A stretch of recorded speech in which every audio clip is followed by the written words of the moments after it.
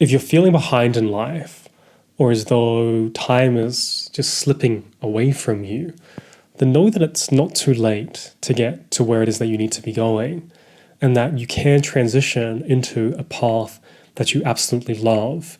And in this video, I'm going to explain a checklist that late bloomers can use in order to transition into a path and a vocation that they feel deeply called for. Now, my name is Joe Yulee. I'm a philosopher. I'm deeply obsessed with vocations and paths and knowing what your calling is in this life. And that's why I'm here educating people on YouTube and Substack and Instagram. And I host a podcast called the Career Archetypes podcast. And I show people how to choose the right career path with conviction on and in our Unearth membership. And the reason for that is because we have a life and a calling that needs to be fulfilled. And the majority of our adult life is spent working, and that's the time for our calling, and yet it's been substituted in the modern world with work that feels like a trudge, that feels like it's lacking depth and soul, and yet it's absolutely possible to transition into a life where you can walk your calling, where you can say, like, this is what I get to be doing in this life. This is what I feel called to do. And when it comes to people that are late bloomers, they often find it quite difficult to transition into their vocation. And the reason is because it takes them a while to really get to know themselves, to really become attuned to who they are as a person, what it is that they want and what it is that they desire. They're typically not somebody that begins off in life that says, like, oh, this is what I want to be doing with my life and I'm going to go at it. I'm only 7 years old, and they weren't in the circle, in those circles when you're at school and the teacher goes around and asks everyone in the room, and there's always a couple of kids that they already know what they want to be doing with their lives. And later on in their 20s, you see them and they're already doing it. You're like, how did you know that so early on? And yet maybe you're somebody that hasn't really ever known, but you're coming into a place where you do know, or you're preparing at least to transition into a path that you want to feel aligned with. And in that journey to getting there, you might have taken a role where it wasn't quite the right fit, or maybe at the time it was like, oh, this sort of fits, but it's not perfect. It's not the thing. It doesn't hit the spot. And as you start to unfold and get to know yourself and know that you need to transition, you can feel locked in and trapped because you've got bills to pay. You've got a life that you've set up that's accustomed to a particular lifestyle. And to give that up in order to transition can make it quite turbulent in order to actually get there. If you're to think about pilots, and one of the reasons that having a checklist in order to transition is so important, pilots will, before they set off, go through a routine checklist every single flight.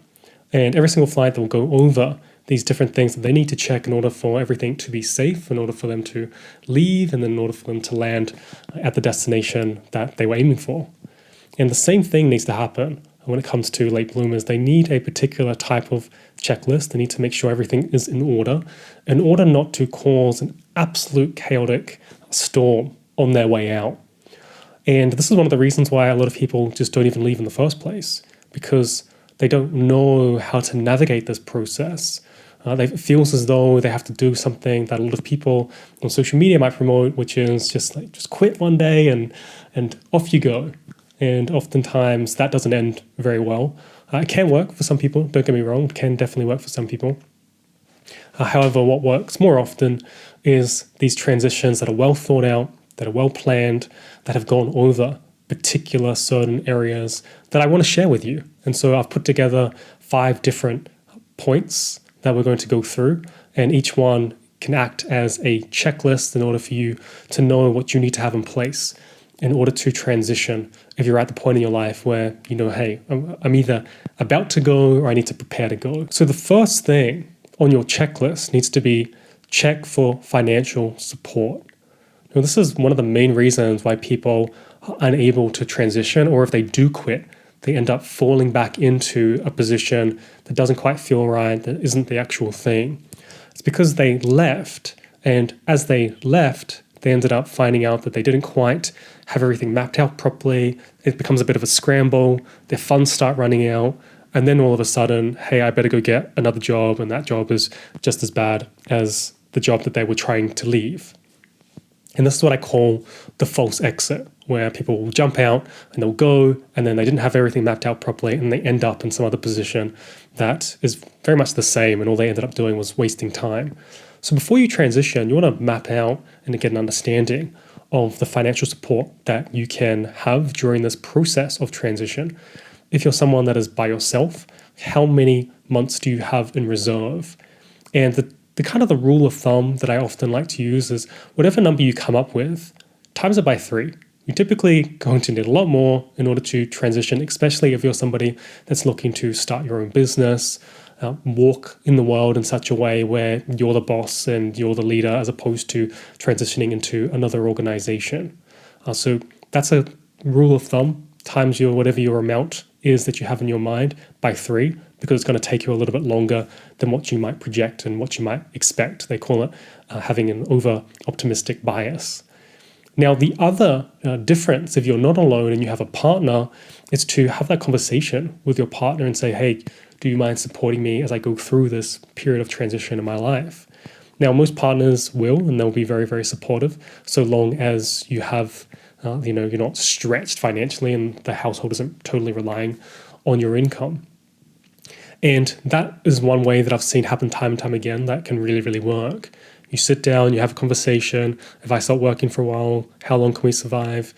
How much are they able to support you financially? Have a conversation about the way that power dynamics often shift in relationships when it comes to these sort of financial conversations as well. If you're not bringing in your own income, you're going to be relying on the other person to provide income. And depending on what your relationship is like, it might change that dynamic. And so having a conversation about that early on can be really important and really useful prior to actually transitioning. Also, later on down the path, do you have a projected timeline? Do you have a conversation and say, hey, I'm going to try this for 2 years. And during this transition period, if it doesn't work out in 2 years, then maybe I'll go and do something part-time to help support us financially. Or maybe after 2 years' time, then maybe I will get a full-time thing, but I'll continue on pursuing my calling. And I'll use that full-time thing as a stepping stone to continue on this pursuit of what it is that I need to be moving towards.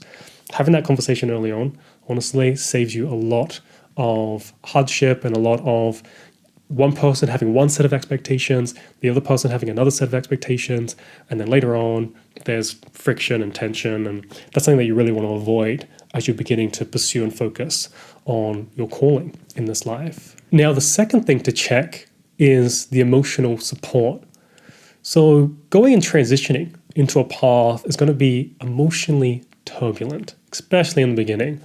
Oftentimes people will leave their jobs, and as they leave their jobs, it's a massive high, right? They did it, they had the conversation with their boss, it spikes them up, and they've left, and they're on the other side now. And then it's like, okay, what do I do? Typically, there is this recovery period afterwards that is required because they're so burnt out, smashed, hammered from having to deal with previous work that they weren't quite called for, that they need a recovery period.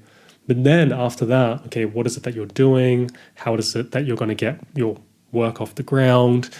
Do you need to start researching different workplaces? Do you need to start formulating your business plan? And being able to figure out this other side of the emotions when it comes to how you're going to navigate them is really important to nail early on. Do you have a friend that you can lean on? Is it your partner, your spouse, your boyfriend, girlfriend? Is it a friend, best friend? Is it a family member?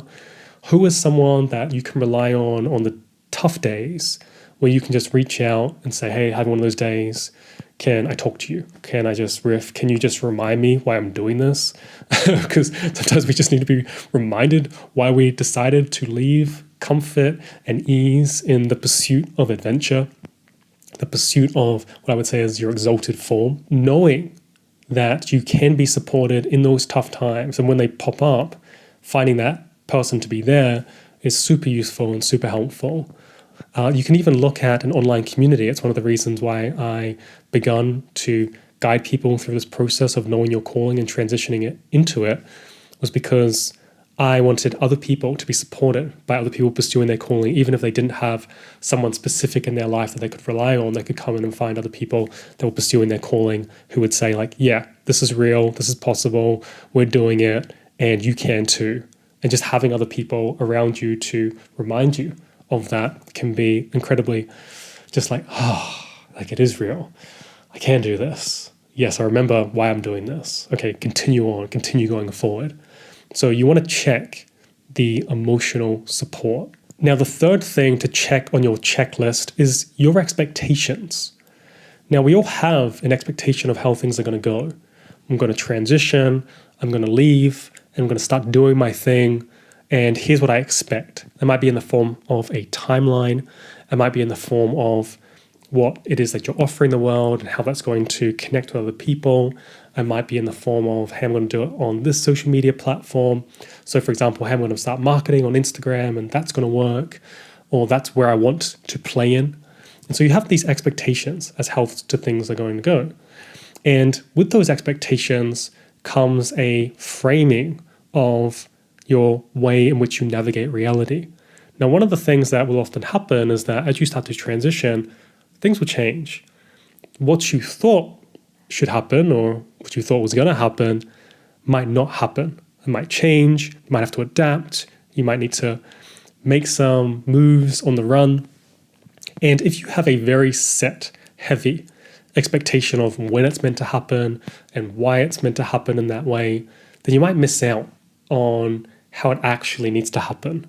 Meaning that there's this organic unfolding when you're walking your path with integrity. When you're deeply attuned to your calling and you're walking with that attunement, it will unfold. But it normally unfolds in a way that you're like, oh, I didn't see that happening. Okay, I got to follow that thread and keep following that down.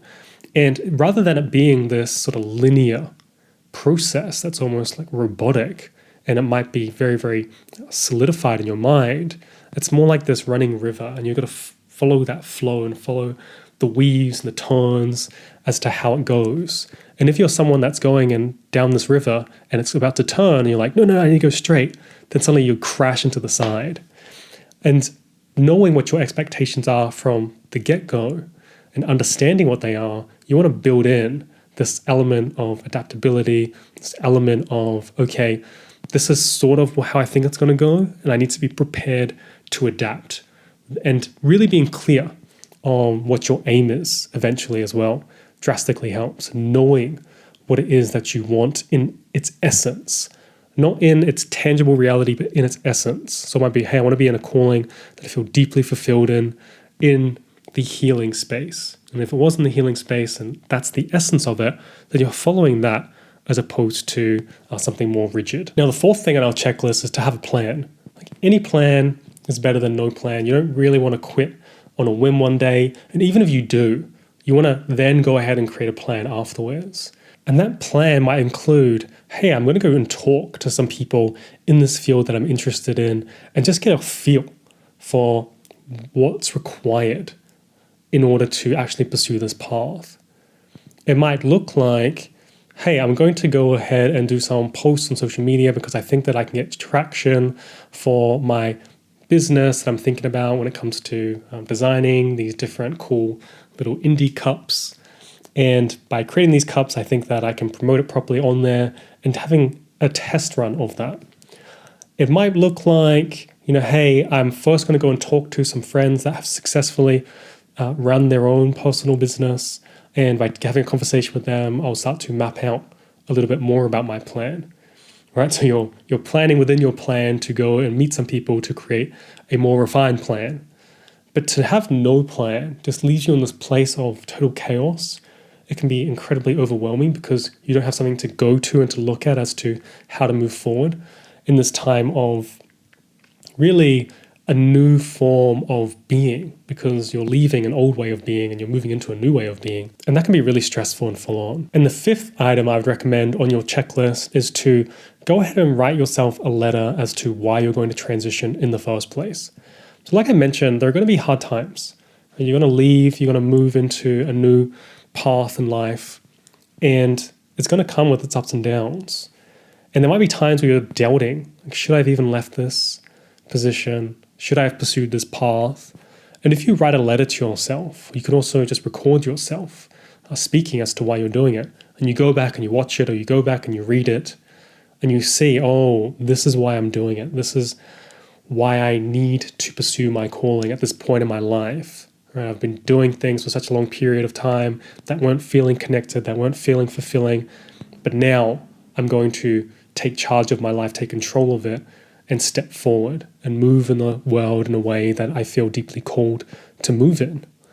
And having that thing to lean on when, say, for example, you want to go and reach out to someone that you're hoping would support you, but maybe they're busy or they can't quite connect with you until a day or two later, you can go back and read your own words like, hey, this is why you're doing it. And this is why you need to keep doing it. You can also go ahead and connect into your intuition. If you know what your career archetype is, you can connect into your career archetype and your calling and really get a sense of like, hey, this is why I'm doing this. And having that personal connection line, the ability to have a personal conversation with yourself, your deeper knowing, and your past you who was in pain and asked you to transition and to leave and to pursue your calling can be a revitalizing force that will help you to move forward and navigate your transition. And if you are in the midst of going through a transition, maybe you're preparing yourself to leave your job, maybe you don't know exactly what that is or what it looks like, then you're welcome to go ahead and explore the Career Archetypes Unearthed membership. And in this membership, it's a course and community that shows you step by step how to choose the right career path with conviction and how to get there by unearthing your very own career archetype. And that process is one that our members are going through and unearthing career archetypes with every day. And you'll see different members in that space sharing their insights, sharing their journeys, celebrating their different success. And so if you're interested in that, click the link below.